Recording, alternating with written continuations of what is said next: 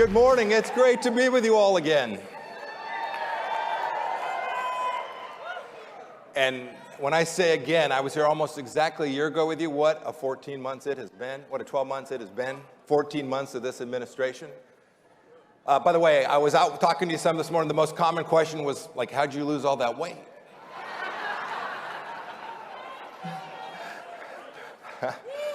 It's hard work, and pray that I can keep it off, would you all? I would appreciate that. I got asked this morning, too, do you miss the pressure? Aren't you glad you're out of the fire? I miss every single minute of it. I wish that we were back there leading America.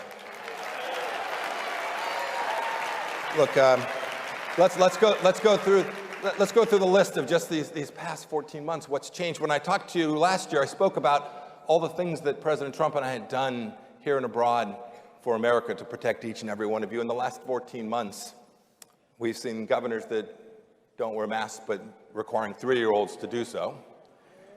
We've seen a man break swimming records in girls' swimming races.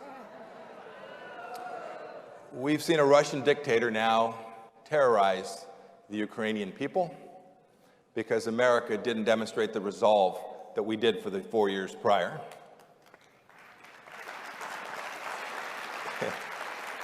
In the last 12 months, we've seen that now it's okay to steal something as long as it's worth less than $1,000. A minor incursion, if you will, into Walgreens.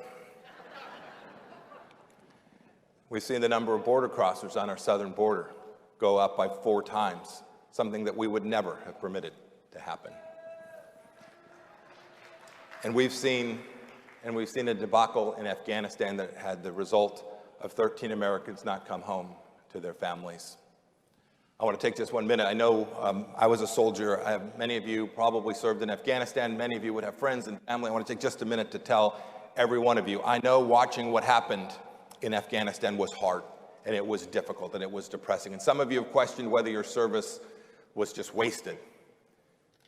As a former Secretary of State, I want you to know that the work that you did in Afghanistan saved American lives. I saw it firsthand, that your work was noble and important. And this Secretary of State, wants you to know that I love you. I thank you for your service. God bless you. You saved American lives.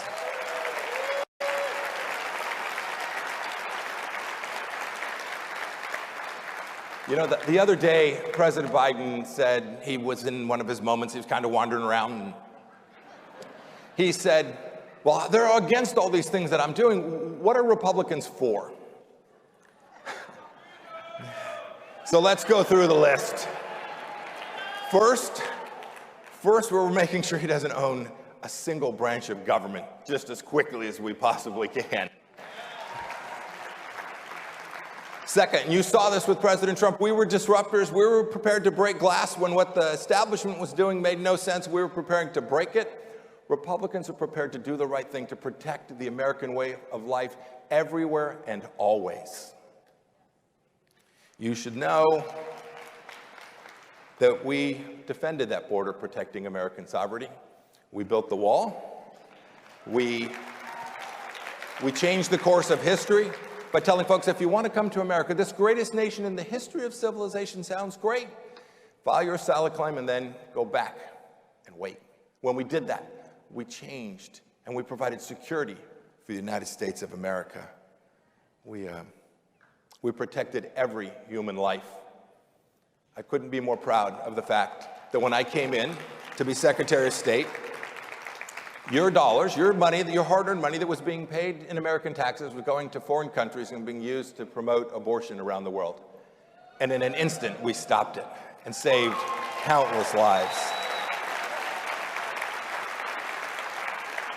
I remember we were the barbarians, we were the rubes, we didn't know what we were doing. We look pretty competent now. I say that not in joy, but in sorrow, because America demands good leadership, and the world is depending upon it. When the Iranians were threatening our friends in Israel, and when a general in Iran was trying to further his plan to take more American lives, We did the right thing. We restored deterrence. We did not send 50,000 soldiers across the world. We took a strike that changed history. We struck Qasem Soleimani so he would never kill another American.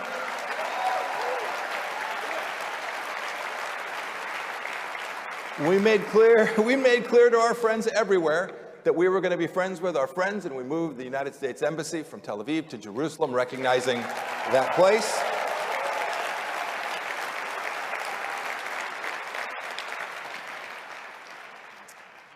And when I traveled on Good Friday of 2018 on a mission that the President had given me to meet with Chairman Kim, to tell that ruthless leader who had sent a young American home from detention only to die, I went to see Chairman Kim to tell him that we were prepared to do the right thing. But Chairman Kim must do the right thing. He must release American hostages, and we got all 3 of the American hostages home.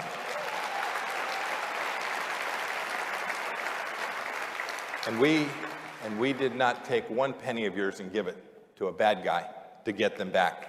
We simply presented American power. We convinced Chairman Kim not to do any nuclear testing, not to conduct long-range missile testing. And as I stare at the world today and our security right here at home, the things that matter to us in our everyday life, the capacity to take care of our families, and the ability to know that we can safely walk our streets without the threat of bad guys from around the world presenting risk to us, the risk of terror, the risk of bad folks and drugs coming across our southern border, the threat of the invasion of our nation from the Chinese Communist Party, America was in a better place. And today we should continue the fight.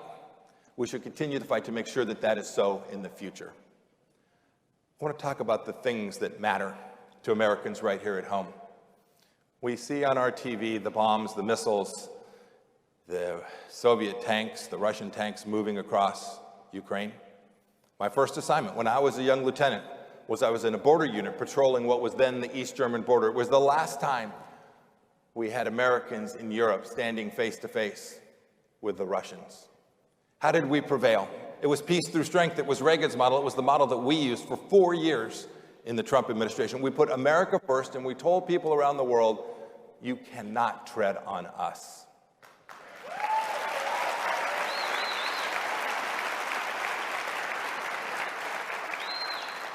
You should know that I worked for 4 years on things across the world. I was trying my best to make sure that America was always at the forefront of my mind when I worked with our adversaries and helped our friends. I could see that the greatest threat from abroad was the Chinese Communist Party. We worked on it abroad. We tried to make sure that the jobs that they had stolen in the United States would no longer be stolen, and that the hard work that Americans did here would be rewarded with a set of trade deals that actually made sense in the United States of America. I'm incredibly proud of what we were able to accomplish. And I wish I could tell you that the China problem is just all over there. It was something we could turn away from. It's what, frankly, the bipartisan establishment, Democrat and Republican alike, had believed for decades. We sell them a little bit more and life will be good. I wish it were so. But what happens in Beijing does not stay in Beijing. It's why I made the decision to close the Chinese consulate in Houston, Texas. You should know that that did not make me any friends at the United States Department of State. You should also know that I didn't really give a rip. We did it because we made the decision because the way they were operating one of the largest spy rings inside the United States of America out of that very consulate. They were stealing the secrets from the University of Texas medical system and our energy companies, and it was intolerable, and we just said, no, we're not going to take it anymore. Stop it. And we shut it down. Common sense applied to protecting each and every one of you. Today, they're inside our colleges and universities. They're working on local governments, our mayors and our governors. You should demand that your mayor, your county commissioner, your school board member, your governor doesn't kowtow, does not bend a knee to the Chinese Communist Party. And your state pension systems.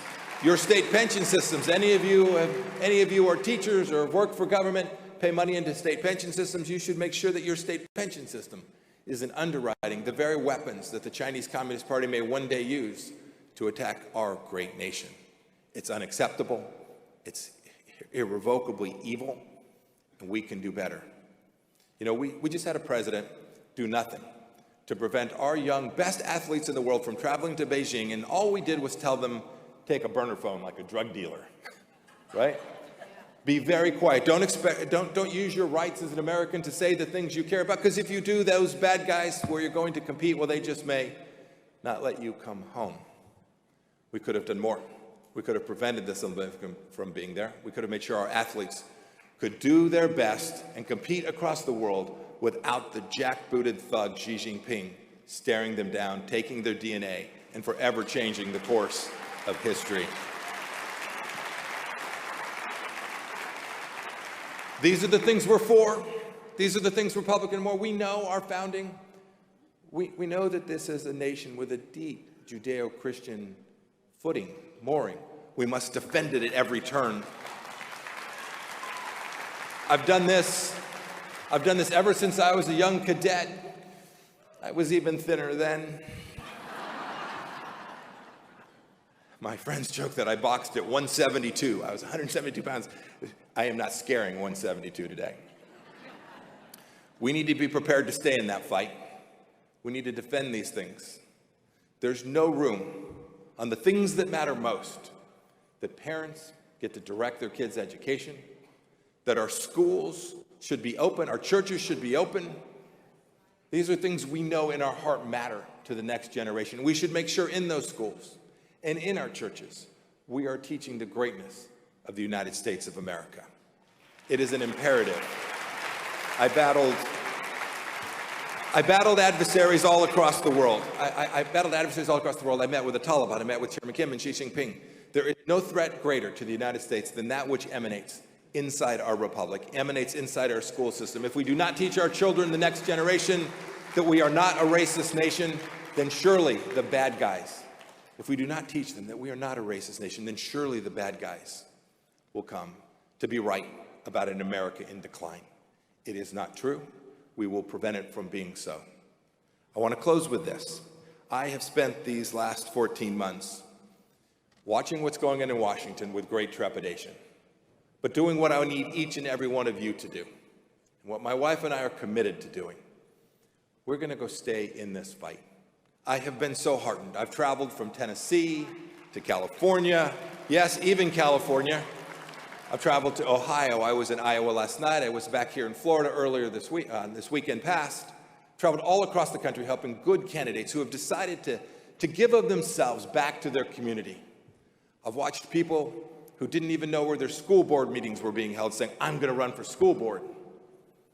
I've watched people sacrifice so much of their own to go fight for what matters in city council races, in county commission races, and for district attorneys. Don't we know now how much that matters? Let's be in the fight. Let's never give an inch. Let's never compromise. Let's stand on the very things that allowed you to have all the opportunity you have had in the world, that brought you here to Cpac, to stand on this conservative platform and clearly speak to America and say, humbly, but boldly, this is the greatest nation in civilization, and it is not going to change on my watch. Thank you. May God bless you all, and may God continue to bless this great nation. Thank you all so much.